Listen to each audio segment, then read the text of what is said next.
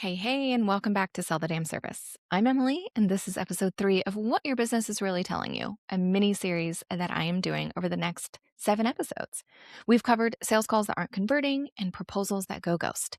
And today's symptom is sneakier because it doesn't always show up as a hard no. Sometimes it shows up as a hesitation, a let me think about it. A prospect who was warm and engaged on the call and then went quiet. A DM that says, I love what you're doing, but never turns into a conversation.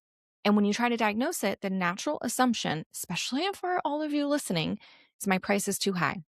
I need to lower it. I need to add a cheaper entry point or figure out how to justify this investment better. But that's almost never the actual problem. What's usually happening is a misalignment between your positioning signal and your price signal. And those two things have to match, or the buyer's brain can't make the leap. So let me explain what I mean. And I want to use some real examples from the world of service providers I actually work with, because this shows up differently depending on where the gap is. So there are two directions this misalignment can go. The first is when your positioning is speaking to a higher level buyer, that level 10, right? But your price is set for someone earlier in the journey. Think about a brand strategist. She's got incredible case studies, high profile clients. Her work is genuinely exceptional. And the results she produces are the kind that compound. Her clients go on to charge more, attract better opportunities, build real authority. She talks about transformation. She talks about legacy brands. She talks about becoming the obvious choice in your market. That is level 10 positioning.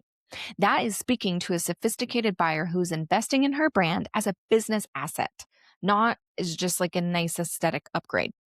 And then you see the price and it's like $1,500. So here's what happens in the brain of that level 10 buyer. It doesn't compute. Not because 1,500 is a lot of money, but because the positioning told a story about a premium, high stakes engagement, and the price undercuts that story. It creates doubt. If this is what really is that transformational, why does it cost less than my monthly software subscriptions? Is the outcome actually that serious, or is this more of a nice to have? The price becomes the thing that signals the level of work. And when the signal doesn't match the story, the buyer can't settle into confidence about the investment. And I actually experienced a version of this recently on my own discovery call. I was the prospective client being pitched a service I was genuinely excited about. The chatter around this provider was great. People were tagging them, talking about them. The work seemed legit. I got on the call. I understood the asset. I understood the scope. But when we got to the investment, something felt off. Not because the number was too high, but because the value and the potential outcome hadn't been communicated in a way that made that number feel inevitable. The result felt like a nice to have instead of a need to have. And at that price point, it needed to feel like a need to have for me to move. The positioning and the price weren't speaking the same language. The second direction is the flip.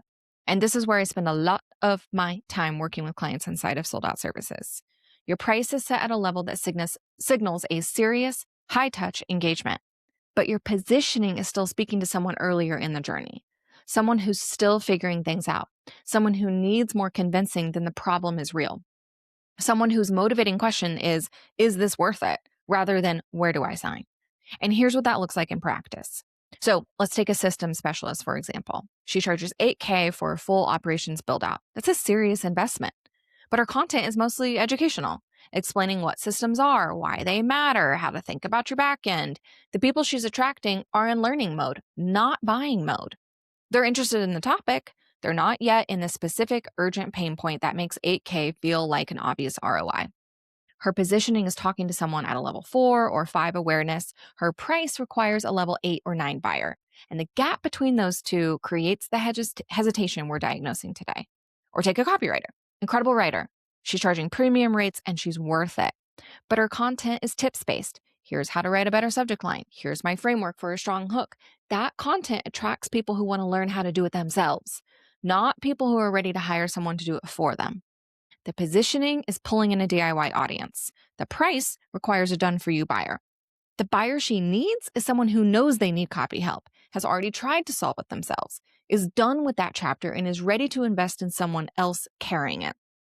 That buyer needs to feel understood in their specific frustration, not educated on fundamentals they already know. So here's the underlying principle I want you to take away from this episode. Your price is a signal.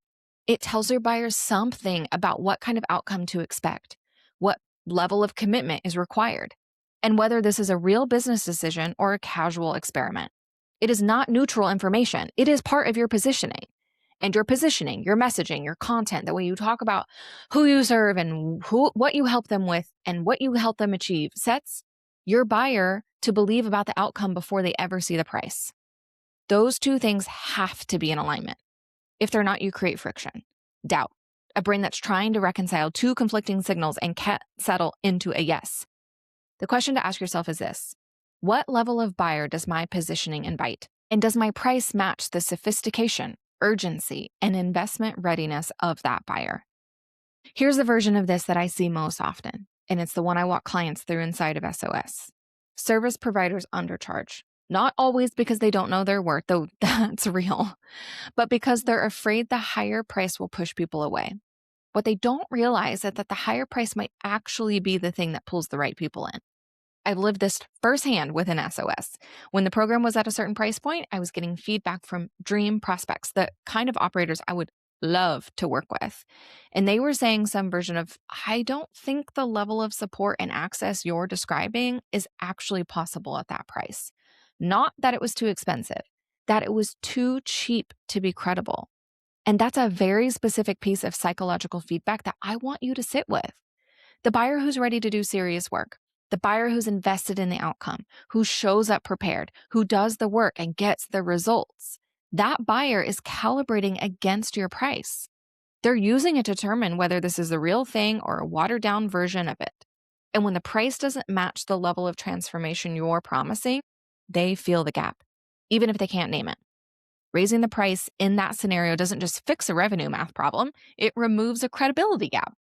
It closes the loop between what you're promising and what the buyer believes is possible, which I know can feel like completely backward logic, but it works because buying decisions are not purely rational. They're psychological. The buyer is asking, who do I want to become? What result do I want to achieve? And does this investment support that vision? When your price is too low for the transformation you're describing, it answers those questions wrong. So let's make this practical. I want you to look at your current positioning and your current price and ask 3 questions. First, who does my positioning invite? What stage of business? What level of urgency? What kind of buyer? Someone exploring, someone ready, someone who's already tried other solutions and knows they need real help? Be honest about who's actually showing up in your content, not who you hope will show up. Second, does my price match the readiness of that buyer? If you're speaking to someone who's still learning, still building, still figuring out if the problem is real, a high price point is going to create friction because they're not in the place where the ROI is obvious. If you're speaking to someone who's already past that, who's proven the problem is real, who knows they need this, who's evaluating options, a low price point might create its own friction because it doesn't match the seriousness of the decision they're already committed to making. And third, is this the outcome I'm promising specific enough to support what I charge? This is the one most people miss. The outcome has to be concrete, not more clarity or better systems or a stronger brand. The outcome has to be something the buyer can look at and say, I either have that or I don't, and I need it. The more specific the outcome,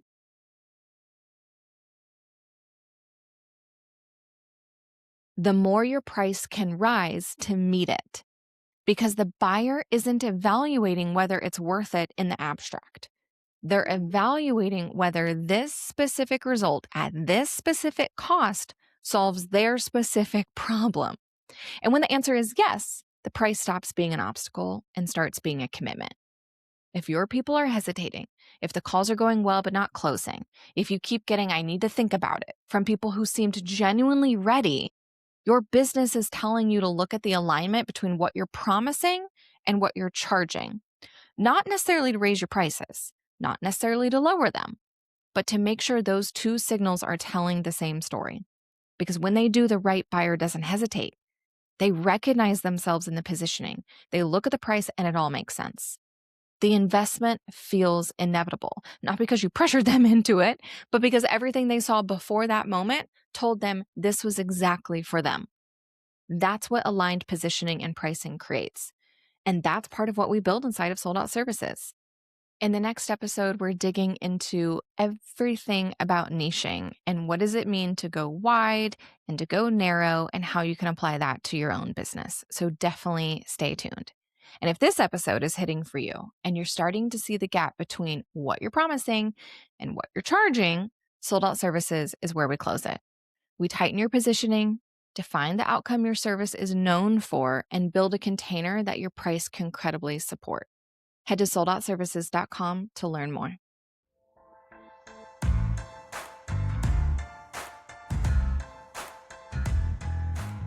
Thank you so much for listening to Sell the Damn Service. If you loved what you heard today, do me a quick favor. Hit subscribe, leave a rating, and drop a review. It seriously helps more service providers find the show, and it keeps me yapping into this mic every week. It's a nice, free, easy lift way for you to support the show. And hey, if you've got a friend who needs to hear this, please send this episode their way. The more people selling their damn services with confidence, the better this whole industry gets. See you next time.